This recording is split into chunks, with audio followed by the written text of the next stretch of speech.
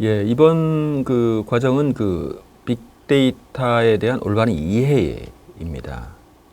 어, 빅데이터 분석과 기존의 데이터 분석과는 무엇이 다른지 여기서 이제 많이들 어떻게 보면 좀 혼돈하는 그런 경향이 있습니다. 그 다음에 빅데이터 분석이 이렇게 큰 어떤 의미를 갖게 된 이유가 어떤 건지 이런 것들에 대한 이야기를 해보려고 합니다. 우리가 그 기업에서 우리는 데이터 분석을 전혀 안 했어, 한 적이 없어, 이렇게 말하는 기업은 제가 보질 못했습니다. 결혼했다는 거죠, 데이터 분석을. 그렇다면 기존에 했던 데이터 분석과 지금 우리가 말하려고 하는 이 빅데이터 분석이라고 하는 것은 분명 어떤 차이는 있습니다. 그래서 그 차이에 대한 정확한 이해가 먼저 좀 선행돼야 되지 않나 이렇게 생각을 해봅니다. 최근 빅데이터와 더불어 나타난 많은 전문 기술들이 있습니다. 비정형 데이터 분석과 관련된 뭐 SNS 분석, 감성 분석, 연관 분석, 형태소 분석, 뭐 텍스트 마이닝, 뭐 이런 것들이죠. 이건 뭐 최근에 나타난 것만은 아닙니다만 하여튼 이런 기술들이 상당히 이렇게 스포트라이트를 받고 있고요. 그 다음에 고급 분석을 위한 뭐 데이터 마이닝, 어드밴스드 애널리시스, 뭐 머신 러닝, 그 다음에 뭐 딥러닝, 또 딥러닝을 구체적으로 구현하는 CNN, RNN, 뭐 데이터 시각화 이런 것들이죠. 뭐 또 텐서플로우라든지 뭐 시아노라든지 카페 뭐 이런 것들이 이제 지금 나타나고 있는 그런 그 딥러닝 기술들, 즉 패키지가 될 수가 있습니다. 그리고 또 그 빅데이터의 어떤 에코시스템이라고 말하는 그 생태계 쪽이죠.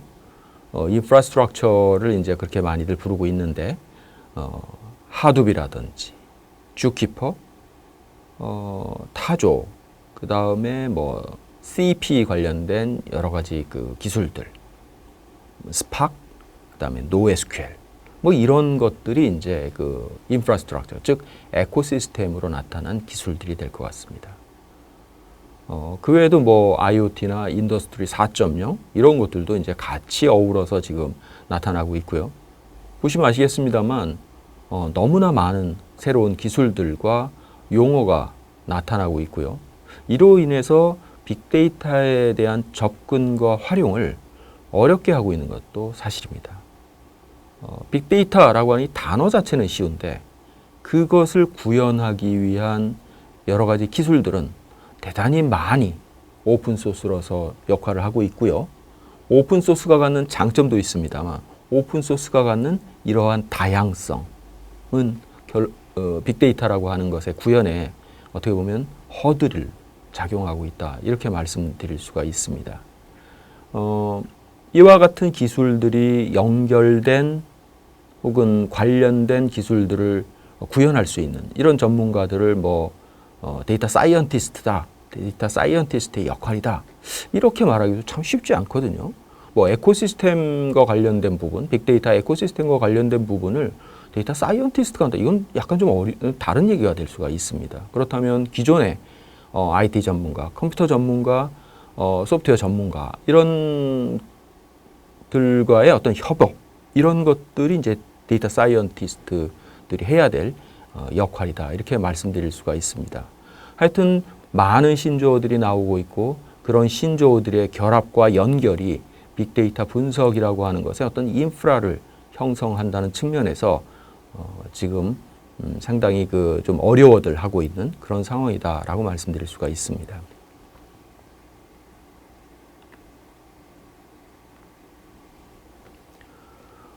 앞부분에서도 잠깐 말씀드렸던 것처럼 지금까지의 어떤 그 데이터 분석은 대량의 어떤 데이터 처리에 대한 비용 및 기술적인 어떤 한계가 존재를 했던 거죠. 그래서 분석하려고 하는 그 어떤 모집단에서 표본을 추출하고 이를 분석하여 가설을 검증하고 통계량으로 증명하는 절차를 거칠 수밖에 없었습니다. 즉 모집단 전체를 분석한다라고 하는 그 접근 자체가 원천적으로 어려웠던 거죠. 그럼 지금은 다 되냐? 결코 그렇게 말할 수가 없습니다. 이 모집단이라고 하는 것은 뭐 조금 전에 말씀드렸던 것처럼 유한 모집단도 있습니다만 무한 모집단의 경우는 지금도 전체를 대상으로 데이터 분석을 한다. 이거는 뭐 어려운 얘기입니다.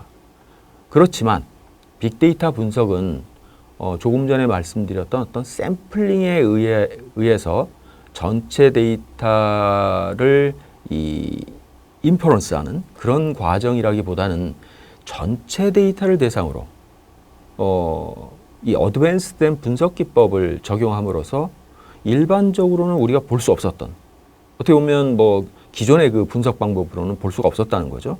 새로운 사실이나 패턴 또는 법칙을 이렇게 발견함으로써 비즈니스의 가치를 창출하는데 그 목적이 있다, 이렇게 말씀드릴 수가 있습니다.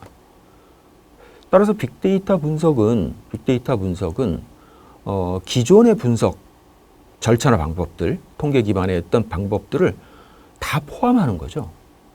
그렇지만 모집단이라고 하는 것을 분석할 수 있는 기술과 방법이 안정적으로 활용될 수 있는 시점이 됐기 때문에 샘플을 안 쓰고 전체를 대상으로 분석하는 것도 활용할 수 있는 거고요.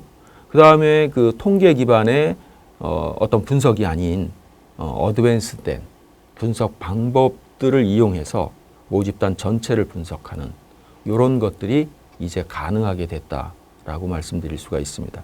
그래서 지금의 빅데이터 분석은 과거의 빅데이터 분석과 지금의 빅데이터 분석을 전체를 어우르는 단어다, 이렇게 보는 것이 타당하다라고 볼 수가 있습니다.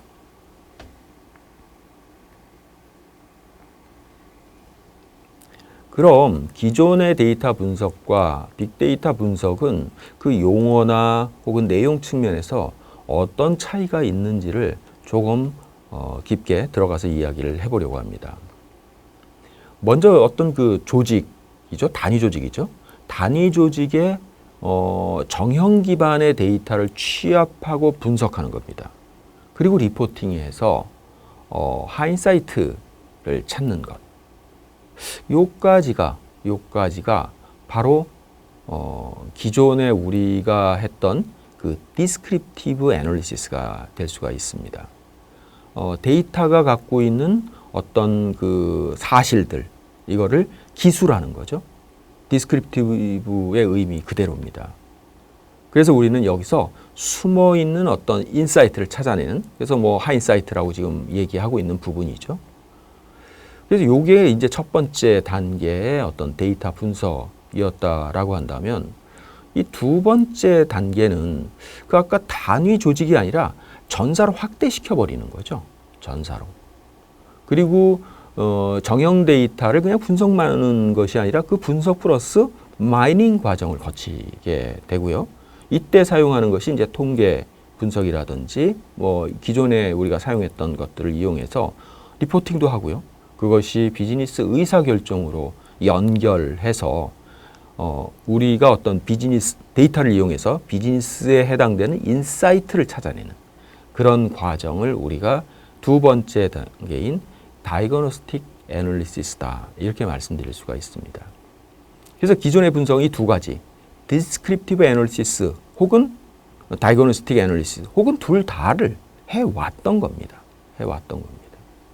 그렇다면 지금 얘기하고 있는 이 빅데이터 분석은 바로 그런 것들을 포함한, 즉 지금 그 화면상에 있는 맨 우측에 해당되는 거죠. 포사이트라고 얘기하는 부분입니다. 어떤 단위 조직이나 전사 차원에서의 데이터뿐만 아니라 그 데이터의 분석 영역을 엄청 넓혀버리는 거죠. 사내외 혹은 공공 데이터 혹은 뭐 어떤 조직을 대상으로 한다면 그 조직뿐만 아니라 그 조직과 연결된 앞뒤의 모든 조직들에서 생산된 데이터를 전부 다 분석의 대상으로 활용하자는 겁니다. 여기서 우리가 좀 오해해야 되는 게, 그럼 필요 없는 것도 전부 다 분석해야 됩니까? 이렇게 만약 전제를 한다면 그건 아니죠.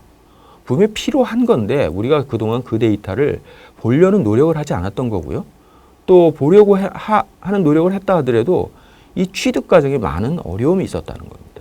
그래서 못 봤다는 거죠.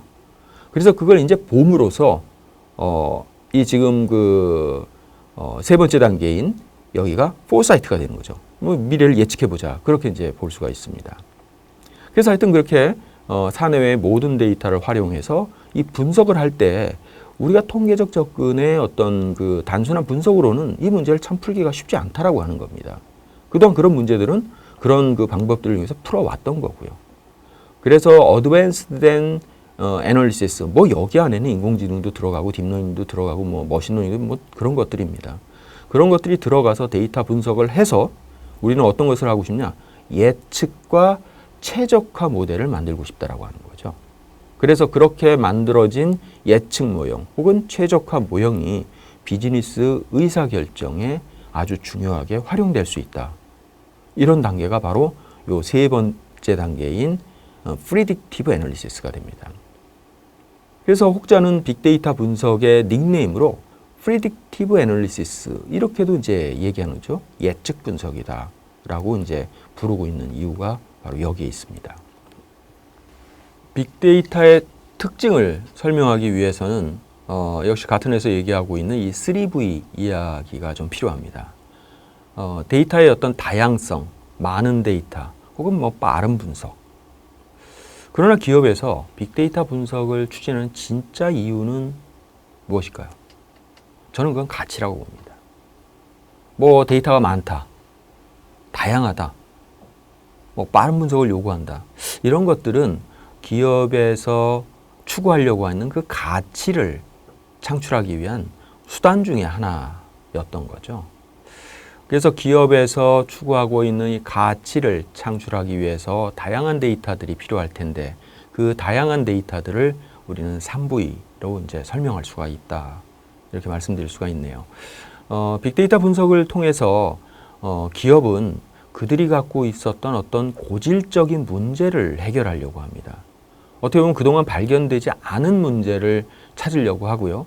그동안 못 풀었던 문제를 이 빅데이터를 통해서 해결하려고 하는 시도들을 하고 있다. 이렇게 말씀드릴 수가 있습니다. 따라서 특히 뭐 대기업에 해당될 수가 있습니다만 빅데이터 그 과제 자체의 난이도가 대단히 높을 수가 있겠죠. 물론 중소기업이나 중견기업으로 내려오게 되면 과거의 데이터 분석도 지금 빅데이터 분석으로 이렇게 서로 왔다 갔다 하면서 설명을 하다 보니까 난이도가 조금 낮을 수는 있습니다만 대기업들은 기존의 데이터 분석이라고 하는 것을 많이 해왔기 때문에 그것으로 풀지 못했던 어떤 고질적인 문제, 해결하기 어려웠던 그런 문제점들을 이제 빅데이터를 이용해서 풀어보려고 시도한다. 이렇게 말씀드릴 수가 있습니다. 자, 그럼 이제 빅데이터 분석이라고 하는 것이 우리에게 대단히 중요한 어떻게 보면 혁신의 도구일 수도 있고요. 어떤 방법론일 수도 있고요. 기업 문화일 수도 있는데 이것이 이렇게 다가온 원인이 무엇이냐라고 하는 것을 잠깐 살펴볼 필요는 좀 있습니다.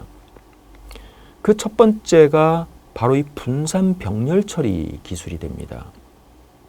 뭐 맵 리듀스라고 하는 아주 스페시픽한 기술을 얘기할 수도 있습니다만 이 분산 병렬 처리가 만약 어떤 그 기술적인 완성도가 높지 못하다고 한다면 지금의 빅데이터를 모으고 분석하는 것은 어려운 일이었죠. 그렇지만 분산 병렬 처리를 통해서 그런 것들이 가능하게 됐고요. 우리는 이제 그런 것들을 이제 또 하둡이라고 하는 이 오픈 소스를 이용해서 구현할 수 있었기 때문에 갑자기 큰 바람이 불게 되는 동인이 되었다. 이렇게 말씀드릴 수가 있습니다. 두 번째는 그 오픈 소스 소프트웨어로서 이 분석 도구를 활용할 수 있게 되었다라고 하는 겁니다. 지금 슬라이드에 나와 있는 것처럼 또 여러분과 제가 같이 하게 될 R이라고 하는 언어가 있고요. 또 이제 최근에 딥러닝이 나오면서 상당히 많은 주목을 받고 있는 이 파이썬이라고 하는 언어들이 있습니다. 이 두 가지 언어뿐만이 아니라 다양한 언어들이 지원을 하고 있고요. 뒤에서 살펴보게 될 시티즌 데이터 사이언티스트 도구들도 제한된 범위 내에 무료라든지 혹은 오픈소스 소프트웨어로 제공을 하고 있다라고 하는 것이 이렇게 큰 의미를 주고 있는 겁니다. 세 번째는 이 텍스트 데이터를 분석할 수 있는 방법들이 보편화되었다라고 하는 거죠. 아마 여러분도 알다시피 또 여러분 스스로가 갖고 있는 데이터들을 보면 뭐 엑셀처럼 혹은 데이터베이스처럼 깔끔하게 정리되어 있는 데이터들은 보통 본인이 소유하고 있는 데이터의 20% 미만입니다. 뭐 저도 IT를 하고 있습니다만 뭐 저 같은 경우 10%도 안 되는 것 같습니다. 거의 다가 비정형이거든요. 파워포인트로 되어 있고 PDF로 되어 있고 아래 한글로 되어 있고 워드로 되어 있고 이런 것들입니다. 이런 것들을 과거에 분석한다라고 하는 것은 상당히 많은 노력이 필요했습니다만 이제는 이게 쉽게 도구를 이용해서 처리할 수 있게 되었다라고 하는 것이 빅데이터 분석을 지금에 있게 했던 중요한 동인이다라고 말씀드릴 수가 있습니다.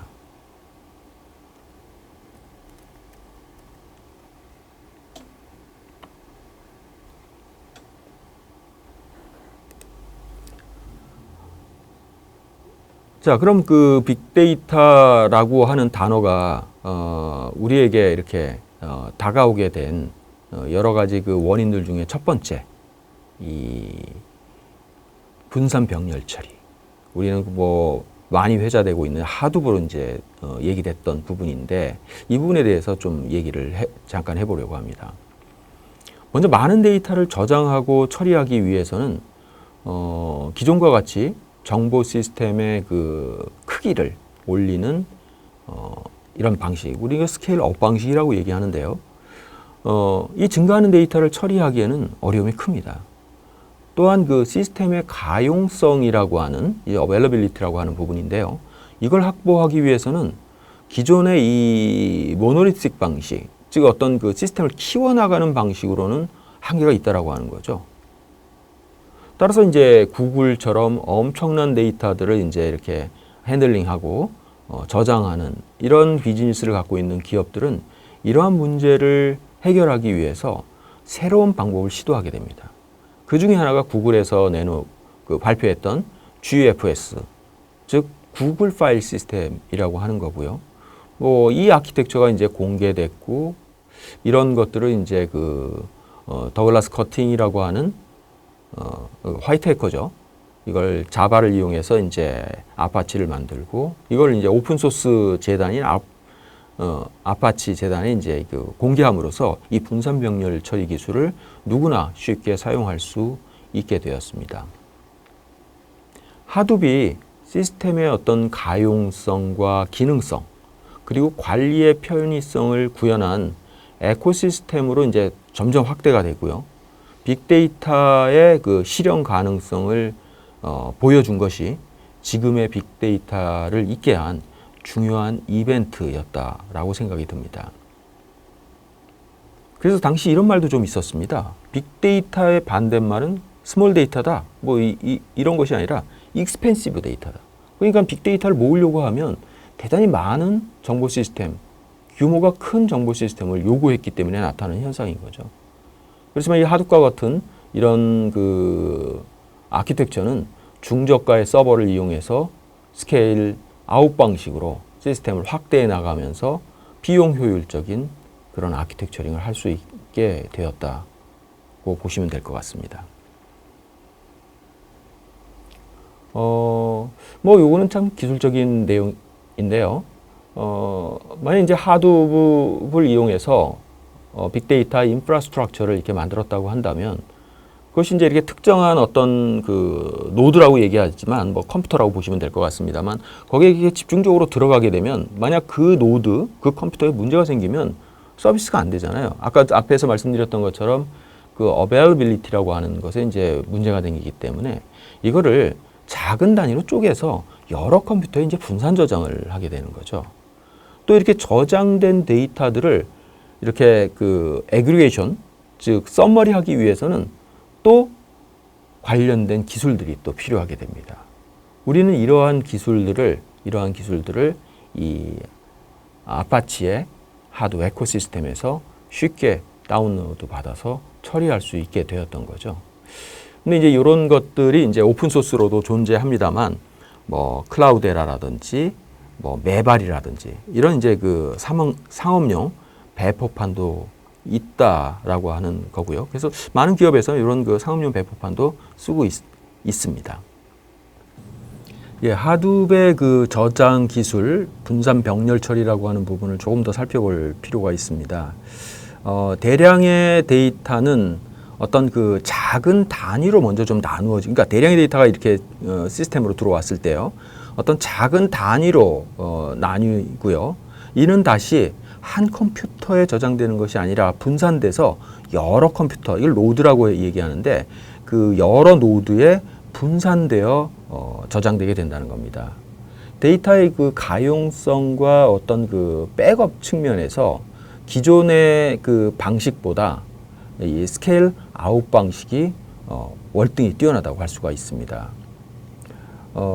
그 HDFS 기반의 그 하둡 에코시스템은 데이터 수집을 위한 뭐 플럼이나 스쿠프 같은 그런 그 모듈과 전체 그 기능을 코디네이션 해주는 뭐 주키퍼라든지 워크플로우 지원을 위한 뭐 우지 이런 것들도 포함되어 있고요. 그 다음에 모니터링을 위한 뭐 암바리, 그 다음에 데이터 핸들링을 위한 뭐 피그나 하이브, 그 다음에 노에스큐엘을 위한 뭐 HBase 이런 것들이 이제 체계적으로 생태계를 형성하고 있죠.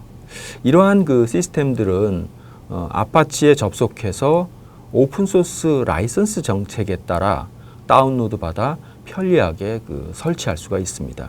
우리가 여기서 약간 좀 그 짚어봐야 될 게 이 오픈소스 라이선스라고 하는 것과요, 이 프리 소프트웨어는 조금 차이가 있습니다. 요거는 이제 그 기업에서 시스템 오픈소스 소프트웨어를 도입하는 시점에 꼭 검토를 해야 됩니다. 그러니까 프리 소프트웨어라고 생각하고 이렇게 사용을 하고 또 그것을 판매하고 또 재판매하고 이런 과정 속에 법적인 그 문제가 좀 따를 수도 있기 때문에 GPL이라든지 이런 오픈소스 라이선스에 대한 부분을 충분히 따질 필요는 분명히 있습니다. 그리고 이제 그 아파치 하둡의 어떤 편리성과 보안을 이제 보강한 클라우데라나 이제 메발과 같은 이 상업용 배포판도 이제 사용할 수가 있고요. 이런 것들이 이제 이렇게 구성되는 그런 하둡의 생태계를 우리는 하둡 에코시스템이다라고 부르고 있고요. 이런 전체적인 구성 과정을 이용해서 이제 분산 병렬 처리가 가능하게 되었다. 이렇게 볼 수가 있습니다.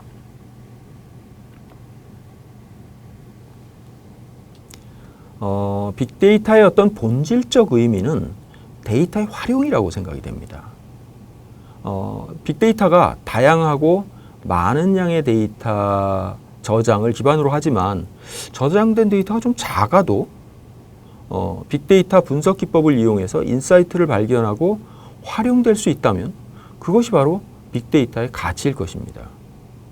이러한 그 빅데이터 분석을 위한 도구는 그동안 오랫동안 써왔던 뭐 엑셀과 같은 이 스프레드시트도 있고요.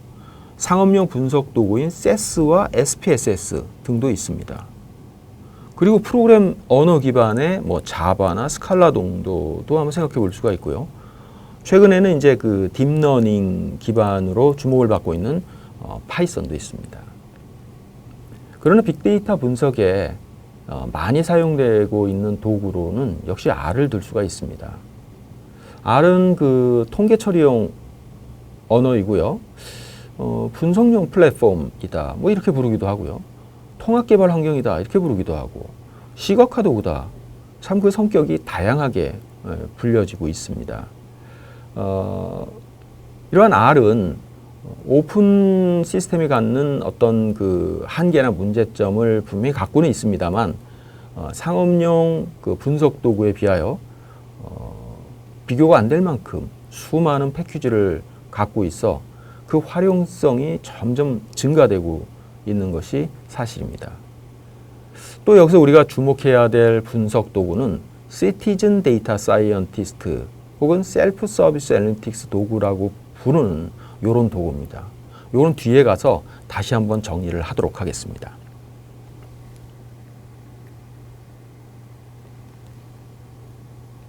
자, 제가 앞에 그 섹션 설명할 때 좀 말씀드렸던 것처럼 이 비정형 데이터를 개별적으로, 조직적으로 상당히 많이 갖고 있고요. 이러한 그 비정형 데이터를 분석하기 위해서는 기존에 뭐 사람이 한다든지 혹은 어떤 그 컴퓨터를 이용해서 적정하게 활용하는 그 정도 수준 갖고는 좀 한계가 있는 거죠. 또한 그 인터넷이나 혹은 그 소셜 네트워크, SNS라고 우리가 부르는 이런 유의 이제 증가는 가히 비정형 데이터의 어떤 폭발이라고 이제 얘기할 수가 있습니다. 텍스트 분석은 그 비정형 자료 수집, 명사, 형용사 등의 품사와 의미를 분리하는 뭐 형태소 분석, 그 다음에 감성 분석, 뭐 빈도 분석, 주제 분석 등의 순수한 어떤 비정형 분석이 있고요. 또 이제 비정형은 비정형으로의 분석 의미도 있습니다만 정형화 시킨 이후에 그 정형 데이터와의 그 연결된 분석 이런 것들도 대단히 의미 있게 사용될 수가 있습니다. 근데 이제 우리가 사용하는 이 한글은 교차어라고 이제 이 언어학자들이 얘기하고 있는데 이 교차어는 약간 조금 그 형태소 분석이나 이런 그 비정형 데이터 처리에 어려움을 좀 갖고, 그러니까 언어적 태생이죠. 어려움을 좀 갖고 있습니다.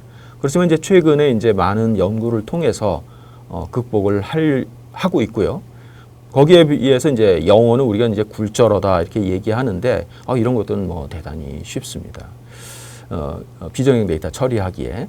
그래서 언어적 어떤 차이가 뭐 있는 것은 사실입니다만 그래도 비정형 데이터 분석에서 활용될 수 있는 다양한 기법들을 적용할 수 있다고 한다면 비정형 데이터도 정형 데이터만큼 분석 대상으로 보는데 크게 어려움은 없을 것이다. 이렇게 생각해 볼 수가 있습니다.